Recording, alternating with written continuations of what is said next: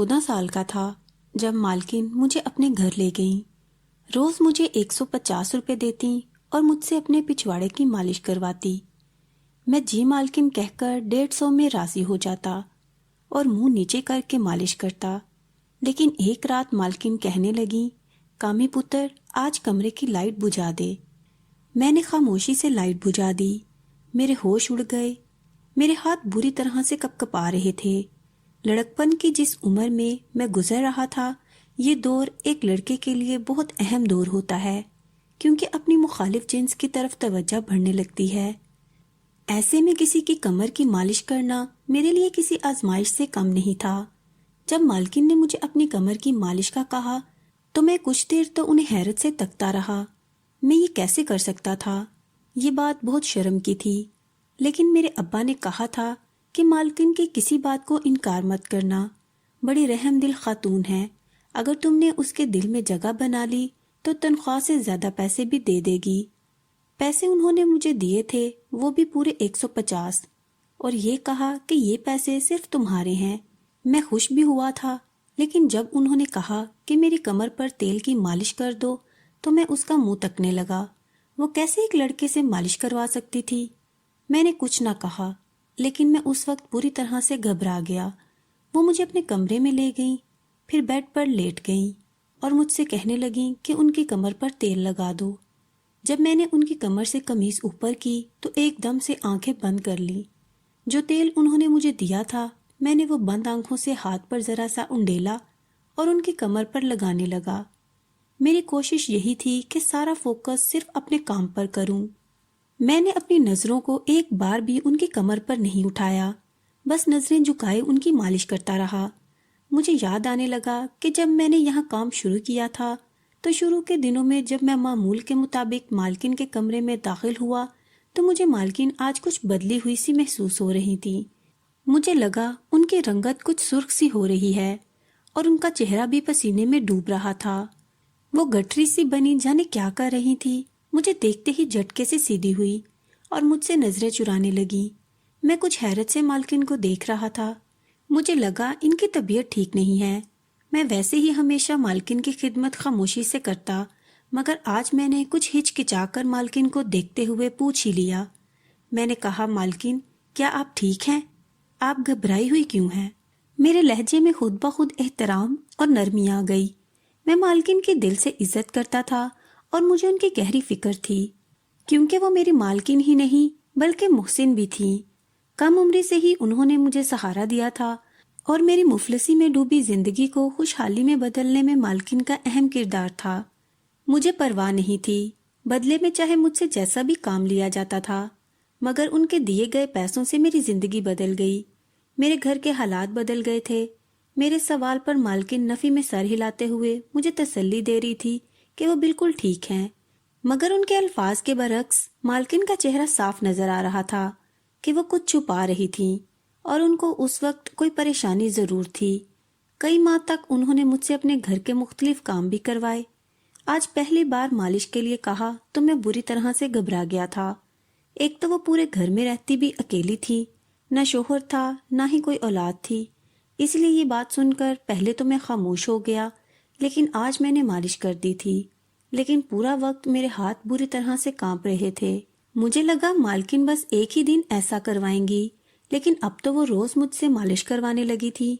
مجھے مالکن کے کسی کام سے اتنی جھجک محسوس نہیں ہوتی تھی، کیونکہ وہ عام نوعیت کے ہوتے تھے، لیکن اکیلے کمرے میں جب انہیں تیل کی مالش کرتا تو مجھے بے چینی سی ہوتی۔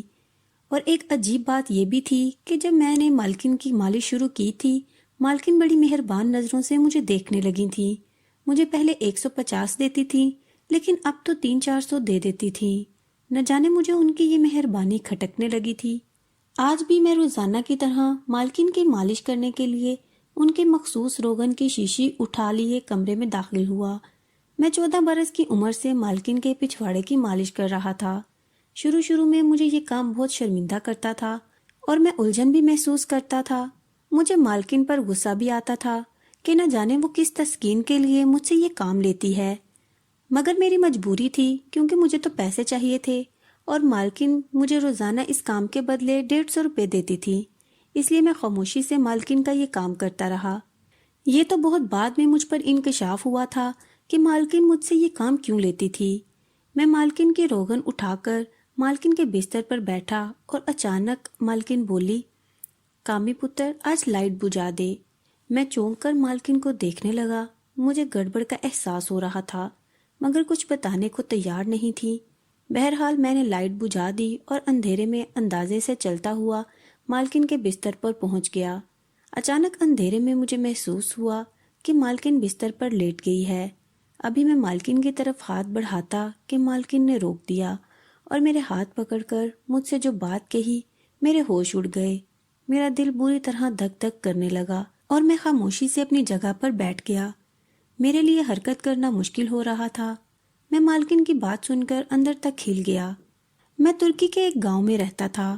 میرا گھرانہ بہت غریب تھا اور میں بمشکل 14 سال کا تھا، اسی لیے میرے لیے کام ڈھونڈنا اور کمانا مشکل تھا۔ میں بہت عرصے سے اپنے ماں باپ کو مشکل زندگی گزارتا دیکھ رہا تھا۔ وہ تنگ دستی کا شکار تھی اور میں ان کی مدد نہیں کر پا رہا تھا۔ میں حساس فطرت کا مالک تھا۔ میرا بس نہیں چل رہا تھا کہ کسی طرح پیسہ جمع کر کے ان کے آگے دنیا کی ہر نعمت ڈھیر کر دوں۔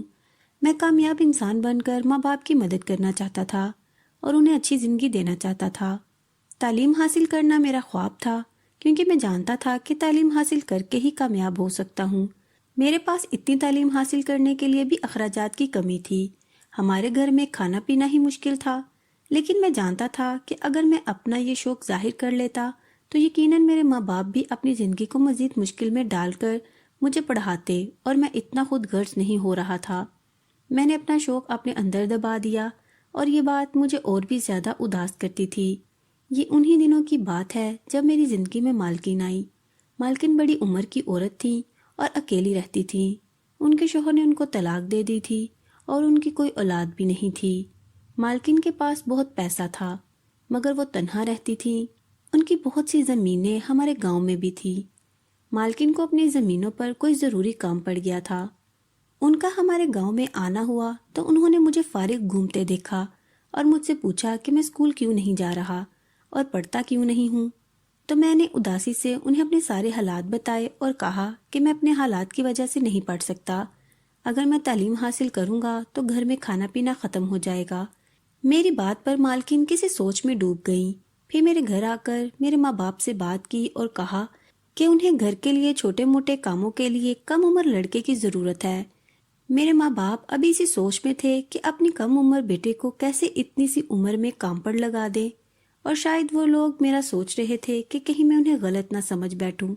مگر میں نے آگے بڑھ کر اس کام کے لیے حامی بھر لی تھی اور مالکن سے کہا تھا کہ میں ان کا ہر کام کرنے کو تیار ہوں۔ مالکن میری بات سن کر خوش ہو گئی تھی۔ مجھے تو بالکل بھی اندازہ نہیں تھا کہ مجھے کیا کیا کام کرنے پڑیں گے۔ مجھے یہی لگا تھا کہ مالکن اپنے کہنے کے مطابق چھوٹے موٹے گھر کے کام کروائیں گی اور میں ہر قسم کا کام کرنے کو تیار تھا۔ میرے خوشی خوشی راضی ہو جانے پر میرے ماں باپ بھی خاموش ہو گئے تھے۔ مالکن نے میرے ماں باپ کو اچھی طرح رقم پکڑا دی اور یقین دلایا کہ ہر ماہ وقت پر وہ مخصوص رقم بھیج دیا کریں گے تاکہ ہمارے گھر کے حالات بہتر ہو جائیں۔ میں اور میرے ماں باپ خوش تھے۔ میرا خواب پورا ہو رہا تھا کیونکہ میں ہمیشہ سے ہی اپنے ماں باپ کے حالات بدلنے کی وجہ بنا تھا۔ میں نے اپنا تھوڑا بہت سامان باندھ لیا اور مالکن مجھے لے کر شہر کی طرف روانہ ہو گئیں۔ مالکن کا شہر میں بہت بڑا گھر تھا۔ میں نے اپنی زندگی میں پہلی بار ایسا خوبصورت گھر دیکھا تھا۔ مالکن نے مجھے ایک الگ کمرہ رہنے کے لیے دیا۔ وہ کمرہ بہت چھوٹا تھا مگر بہت اچھے سے سیٹ کیا ہوا تھا۔ اس کمرے میں مہنگا فرنیچر بنا ہوا تھا اور ایسا لگ رہا تھا کہ جیسے وہ کمرہ میرے حساب سے ہی تیار کیا گیا تھا۔ مالکن نے مجھے چھوٹے موٹے کام سمجھائے جن میں ان کی گاڑی پر روزانہ کپڑا مار دینا، رات کے وقت انہیں دودھ کے ساتھ پانی دینا اور 3 وقت کھانے کے برتن دھونا وغیرہ شامل تھے۔ مجھ جیسے حالات کے ستائے ہوئے فارغ لڑکے کے لیے کام بہت آسان تھا۔ مالکن کے گھر کھانا باہر سے بنا بنایا آتا تھا اور مالکن مجھے بھی اپنے ساتھ کھانا کھلاتی تھی اور پہلے ہی روز مجھے اچھے سے کپڑے جوتے بھی خرید کر دیے تھے۔ مالکن کی مہربانی یہیں پر ختم نہیں ہوئی تھی بلکہ انہوں نے مجھے بتایا تھا کہ وہ جلد میرا کسی اچھے اسکول میں داخلہ بھی کروا دیں گی تاکہ میں اپنی تعلیم حاصل کر سکوں۔ میں بہت خوش ہو گیا تھا۔ مجھے لگ رہا تھا جیسے میں یہاں کام کرنے کے لیے نہیں آیا بلکہ مجھے مالکن نے گود لے لیا ہے۔ مگر جوں ہی رات ہوئی مالکن نے مجھے اپنے کمرے میں بلا لیا اور مجھے ایک روغن کی شیشی پکڑا کر کہا کہ میری مالش کر دو۔ میں نے سر ہلا دیا اور جلدی سے روغن کی شیشی تھام کر مالکن کے پیروں پہ بیٹھ گیا۔ مجھے لگا کہ مجھے مالکن کے پیروں کی مالش کرنا ہوگی اور میں یہ خوشی سے کرنے کو تیار تھا، مگر مالکن نے روک کر مجھے اپنی ریڑھ کی ہڈی کے نچلے حصے کی مالش کرنے کو کہا۔ میں بوکھلا گیا۔ مجھے ایسا کرتے ہوئے شرم بھی آ رہی تھی اور الجھن بھی ہو رہی تھی، مگر جیسے تیسے میں نے مالکن کی مالش کر دی اور اٹھ کر کمرے سے چلا گیا۔ مجھے لگا کہ وہ سفر کر کے آئی تھی اس لیے تھک گئی ہوں گی اور مجھ سے مالش کروا لی، مگر یہ میری خام خیالی تھی۔ اگلا روز میرا بہت سکون سے گزرا۔ میں نے کھیلتے کھیلتے وہ سب کام کر دیے جو مالکن نے مجھے سونپے تھے۔ میں بہت چست اور ایکٹیو لڑکا تھا، اس لیے اپنا ہر کام پھرتی سے کر لیا کرتا تھا، مگر جیسے ہی رات ہوئی پھر سے اسی طرح مالکن نے مجھے کمرے میں بلا لیا اور مجھے روغن کی شیشی پکڑا دی۔ میں یہ سوچ کر پریشان ہو گیا کہ مجھے آج بھی مالکن کی مالش کرنا پڑے گی۔ پاؤں اور ٹانگوں کی حد تک تو ٹھیک تھا، مگر مالکن جہاں مجھے مالش کرواتی تھی مجھے وہ الجھن میں مبتلا کر دیتا تھا۔ میں نے آج بھی جیسے تیسے مالکن کی مالش کی اور انہیں دیکھنے لگا۔ وہ سکون سے سوئی تھی۔ مجھے سمجھ نہیں آ رہی تھی کہ آخر مالکن کو اس سے کیا تسکین حاصل ہوتی ہے۔ مالکن کی یہ حرکت مجھے ان سے بیزار کر رہی تھی۔ 2-3 دن گزرے کہ مالکن نے میرا کسی اچھے اسکول میں داخلہ بھی کروا دیا۔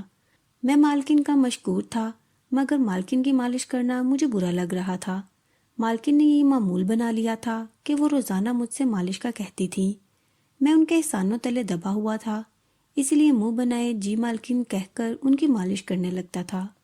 مالکن نے شاید محسوس کر لیا تھا کہ میں ان کی مالش بد دلی سے کرتا ہوں، تبھی انہوں نے مجھ سے میری تنخواہ کے علاوہ بھی روزانہ مالش کے بدلے 150 روپے دینا شروع کر دیے۔ مالکن کی یہ حرکت کارگر ثابت ہوئی اور میں پیسوں کی خاطر خوش خوشی کام کرنے لگا۔ ایسے ہی مجھے مالکن کے پاس کافی وقت گزر گیا اور اب میں وہاں کے معمولات کا عادی ہو گیا تھا۔ مالکن کی یہ عادت اچھی تھی کہ جیسے ہی مہینہ پورا ہوتا وہ بن کہے ہی پیسے میرے گھر بھجوا دیتی، جیسے میرے ماں باپ کی زندگی سکون میں آ گئی تھی۔ میں پڑھائی بھی بہت محنت سے کر رہا تھا تاکہ ساری زندگی مجھے مالکن کی طرح دوسری عورتوں کے گھر پر رہ کر ان کے کام نہ کرنا پڑے۔ ایک روز معمول کے مطابق میں مالکن کی مالش کرنے کے لیے ان کے کمرے میں گیا تو مالکن غور سے مجھے دیکھنے لگیں، اور جب مالش کرتے ہوئے ہمیشہ میرے چہرے پر بیزاری چھائی رہتی تھی اور میں بد دلی سے ان کو مالش کرتا تھا تو یہ بات مالکن بھی محسوس کرتی تھی۔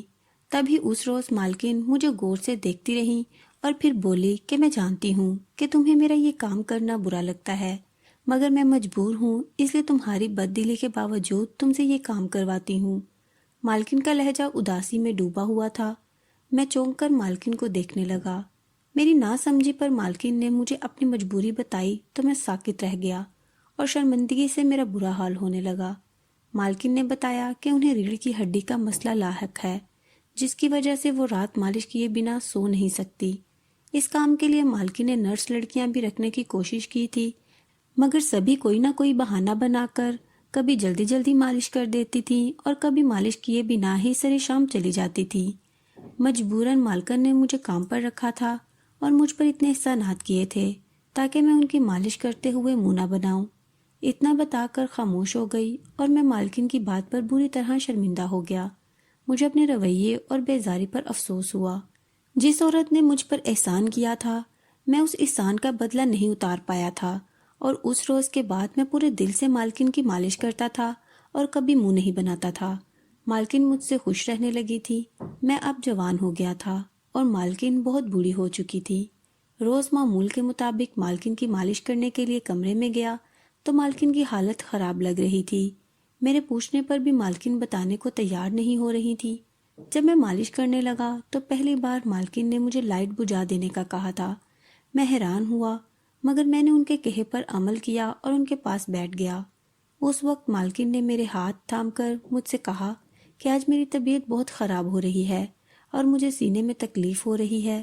مجھے لگتا ہے میرا وقت قریب آن پہنچا ہے۔ مالکن کی بات سن کر مجھے خود ٹھنڈے پسینے آنے لگے۔ میں ساکت سا بیٹھا رہا۔ مالکن مزید بولی کہ تمہاری خدمت نے میرا دل جیت لیا۔ اگر میرا کوئی بیٹا ہوتا تو تم ہی ہوتے۔ میں اب بھی تمہیں اپنا بیٹا سمجھتی ہوں۔ میں نے اپنی جائیداد تمہارے نام کر دی ہے، اپنا خیال رکھنا۔ مالکن نے اتنا کہا اور ان کے ہاتھ نیچے ڈھلک گئے۔ میں حواس باختگی سے اٹھ کر لائٹ جلا کر مالکن کو دیکھا اور جلدی سے ڈاکٹر کو کال ملائی۔ مالکن بالکل بے جان ہو گئی تھیں۔ ڈاکٹر نے آ کر چیک کیا اور مجھے مالکن کے مر جانے کی اطلاع دی۔ مجھے بہت بڑا صدمہ پہنچا۔ میں رو رو کر پاگل ہونے لگا۔ مالکن میری ماں نہیں تھی، مگر ہمارے درمیان ماں بیٹے جیسا تعلق رہا تھا۔ ان کے وکیل نے اگلے ہی روز ان کی پوری جائیداد مجھے سونپ دی۔ میں اب اپنے خوابوں کی طرح امیر ہو چکا تھا اور مالکن کے گھر میں رہتا ہوں۔ میرے ماں باپ بھی میرے پاس رہتے ہیں۔ میری زندگی پرسکون گزر رہی ہے۔